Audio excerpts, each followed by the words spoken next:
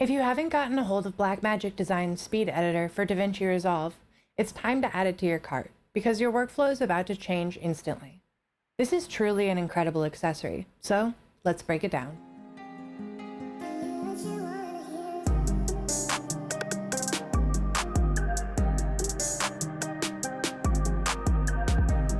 Welcome back to Retroviolet Studios. If you find this review helpful, make sure to hit subscribe and thumbs up, and keep an eye out for more speed editing content.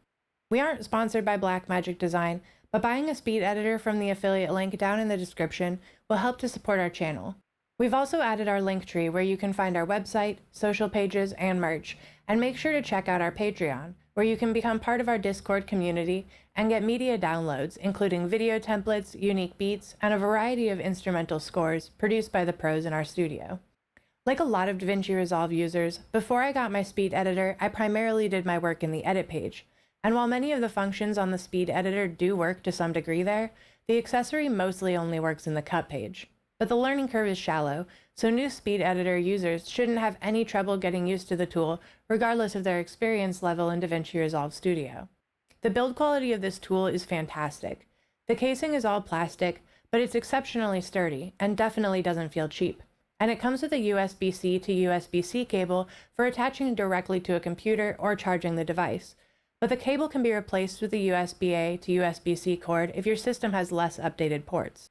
It also has Bluetooth capability for people who want to ditch the cords altogether, although the only real issue I actually have with the speed editor is that the Bluetooth connectivity does seem to be an issue for many users, ourselves included, and hardwiring is necessary in that case.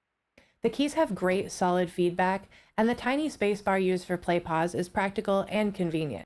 The machine metal search dial has an extraordinarily fluid motion that's incredibly satisfying, and it gives quick and accurate precision when scrolling through timelines or menus or editing a clip.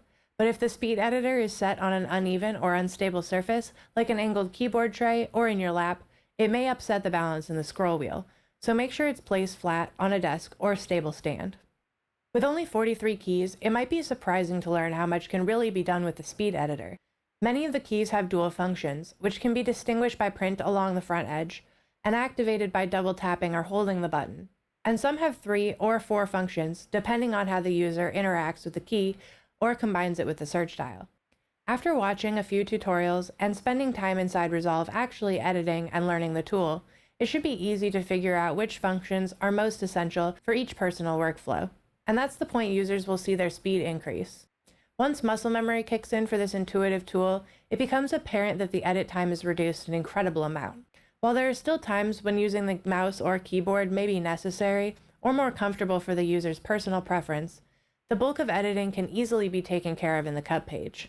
There were a couple of very small firmware updates after the initial speed editor release that gave it more functionality on other pages, primarily the edit page. And hopefully BlackMagic support will realize how beneficial that really is and keep adding more compatibility. All in all, the speed editor is a really logical investment, and once users find their flow, the decrease in editing time is impossible to ignore. At about $300, the speed editor is not only the least expensive BlackMagic editing accessory, but one I would recommend for anyone who's spending time creating videos in Resolve. Most vendors are selling bundles that include a code, which can be used to activate Resolve Studio 17 on 2 computers at any given time. So anyone who's considered buying a license to the professional version of the software by itself for the same price would be making a huge mistake by not going for the speed editor when they upgrade. That's all I've got for you today. Make sure you subscribe and hit the bell to get notifications from our channel. We'll keep releasing more in-depth content and tutorials about the speed editor and different aspects of DaVinci Resolve that you won't want to miss.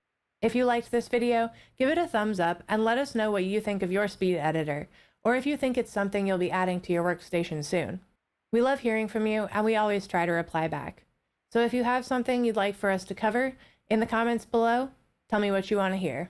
And until next time, take care of yourself and each other.